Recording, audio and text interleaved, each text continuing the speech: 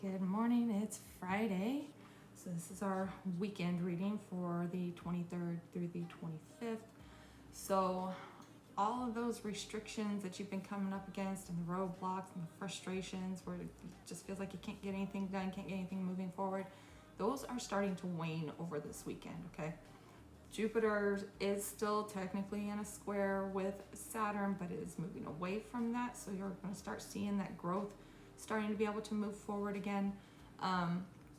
Venus is still technically in a square with Mars, but that is also starting to move away. So you might start being able to get more movement when it comes to interactions with others or your finances, things like that.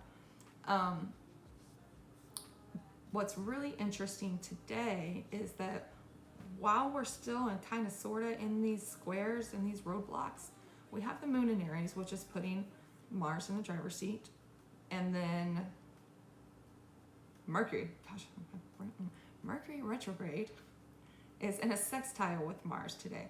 So this is like an opportunity to have a conversation, right? Conversation about, old situations with someone from your past, things like that. And with the signs that it's in, this might be something that just like pops up. It just lands in your lap. Somebody approaches you and says, hey, can we talk, type of thing. And something in this conversation is helping to like break loose from these restrictions, okay? Later this evening around 6 o'clock Mountain Time, the moon moves into Taurus where it stays almost all weekend. It will change signs again later Sunday night and move into Gemini. But the majority of this weekend is with the moon in Taurus, where you're gonna kind of get more in a grounded space and figure out what you need to do to be like stable, okay? But the biggest transits, the only real aspects that are happening are today.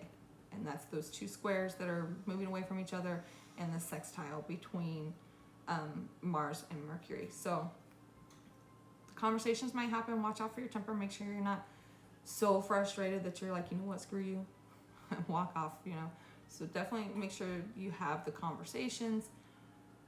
But what I'm really kind of seeing here is how many of y'all have spent, I don't know, months maybe even saying, hey, this person isn't trustworthy. I don't think that they're on the up and up or whatever. And everybody else around you is going, oh, no, there's nothing wrong. They're fine. They're so sweet. All that crap. And then over these last couple of weeks, people are actually starting to see folks for who they really are. All of these shady folks that everybody thought was so great and wonderful, they're starting to be exposed, right? But even then, folks are still kind of fighting against it. They're kind of fighting against you trusting your intuition. I think we're going to start seeing that breakthrough to the other side where people are going to be more likely to go, oh shoot, I guess you were right, type of energy. So it kind of seems how it's playing out here. Energy for the weekend is that Six of Wands. It's that like, yeah, I was right. Why weren't you listening? Nobody listened to me. Well, now I told you so. And you get to pat yourself on the back, and other people get to, I don't necessarily want to say celebrate you, but kind of look at you a little differently. Maybe they were looking at you like you were crazy and paranoid before, and now they're looking at you like, oh shoot, they were right. So it's almost like that kind of energy over this weekend of being vindicated, really. What we are focusing on is that Eight of Cups. So here's the deal. They didn't believe you when you were sticking on your intuition before.